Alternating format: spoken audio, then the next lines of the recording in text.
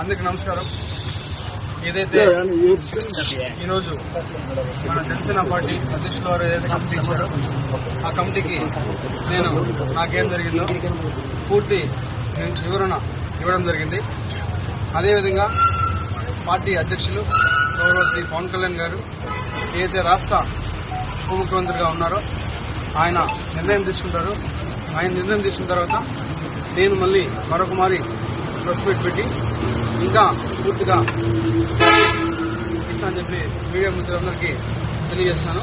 మరొకసారి మీ మీద ఒక కేసు నమోదని తెలిసింది సార్. దాని మీద కేసు నమోదు చేశారు కావచ్చు, ముందు కావచ్చు, శ్రీధర్ గారి మీద ఒక కేసు ఇప్పుడు కావచ్చు, ఇంకా ముందు కావచ్చు, లేకపోతే ఇంకా రాబోయే గంటలు కావచ్చు, రోజులు కావచ్చు, ఎన్ని కేసులైనా ఎదుర్కోవడానికి నేనున్నాను.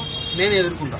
వాళ్ళు 100 కేసులు పెట్టినా కూడా నేను వాళ్ళకి క్లారిటీగా విత్ పిన్ టు పిన్ ఇప్పుడు ఏదైతే కమిటీకి ఇచ్చానో అదే విధంగా నేను మళ్ళా కోర్టుకు కావచ్చు, లేకపోతే ఇంకేదైనా కమిటీకి కావచ్చు, చట్టపరంగానే నిర్ణయాలు తీసుకోవాలని చెప్పి నేను ఈరోజు మీ మీడియా మిత్రులందరికీ తెలియజేస్తాను. నాకు ఎవరైతే ఆ వ్యక్తికి జరిగిందో పూర్తిగా ఇది వ్యక్తిగత విషయం. దయచేసి ఎవరు కూడా పార్టీలకి రుద్దొద్దు. ముఖ్యంగా జనసేన పార్టీ అనే పేరు ఎత్తకుండా వ్యక్తిగత జరిగిన విషయం కాబట్టి వ్యక్తిగతంగానే నేను కమిటీకి సబ్మిట్ చేస్తాను. కమిటీ ఏదైతే మన పార్టీకి చెప్తారో అదేవిధంగా పార్టీ కూడా నాకు కొన్ని చెప్తారు. ఆ చెప్పిన తర్వాతే నేను ముందుకెళ్తాను. చేస్తున్నారు మీరు సార్? తాతశెట్టి గారు ఎందుకు కాంట్రవర్సీ చేస్తున్నారు మీరు? మీరు ఎంత కాంట్రవర్సీ చేస్తున్నారు? ఎందుకు? మేము అడిగిన తప్పు కాదు.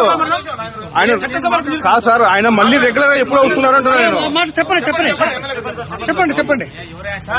ఎప్పుడైతే కమిటీ నుంచి పార్టీ నుంచి ఆదేశాలు వస్తాయో మరి అప్పుడే నేను ప్రజల్లోకి వస్తాను. సార్ మీ అసెంబ్లీ వీడియో నిజమా కాదా? అసెంబ్లీ వీడియో నిజమా కాదని మీరు చూశారు. దానికి కూడా నేను కమిటీకి ఒక క్లారిటీ ఇచ్చాను. ప్రూఫ్స్ కూడా సబ్మిట్ చేశాను. కమిటీ అయితే డెసిషన్ తీసుకున్న తర్వాతే మళ్ళీ నేను ఒకసారి ప్రెస్ మీట్ పెట్టి ప్రతి ఒక్క మీడియా మిత్రుడికి నేను విడమర్చి విత్ ప్రూఫ్స్ తో కూడా మళ్ళీ సబ్మిట్ చేస్తాను.